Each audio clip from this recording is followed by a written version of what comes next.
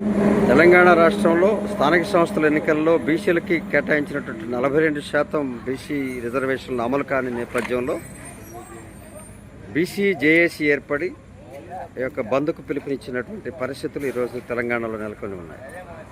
రేపు 18వ తేదీన BC JAC ఆధ్వర్యంలో ఆర్ కృష్ణయ్య నాయకత్వంలో రాష్ట్ర స్థాయిలో బీసీలు అందరూ కలిసి ఈ రిజర్వేషన్కి తీర్పుకు వ్యతిరేకంగా చేస్తున్నటువంటి బంద్ విజయవంతం కావాలని అన్ని సంఘాలు, అన్ని రాజకీయ పార్టీలు రేపు బంద్కు పిలుపునిచ్చాయి. ఈ బంద్ విజయవంతం కావడం ద్వారా జరిగేటువంటి ప్రయోజనం ఏమిటన్న పరిస్థితులను మనం చూస్తే, బీజేపీ ఈ యొక్క పాలసీని ఆమోదించలేదని, అలాగే తెలంగాణలో కాంగ్రెస్ ప్రభుత్వం ఈ యొక్క రిజర్వేషన్లకి అనుకూలంగా సరైనటువంటి విధానాలు అమలు చేయలేదన్న యొక్క అనుమానం ప్రజల్లో, బీసీ ప్రజల్లో ఉన్నది. దీన్ని నెరవేర్చుకునేందుకు జరిగే ప్రక్రియలో అన్ని పార్టీలు ఈ యొక్క 42% ఆమోదించాలని, 42% బీసీలకు రిజర్వేషన్ కావాలని చేస్తున్నటువంటి ఉద్యమం ఒక రకమైన రాజకీయ ఉద్యమంగా ఈరోజు కొనసాగుతాం.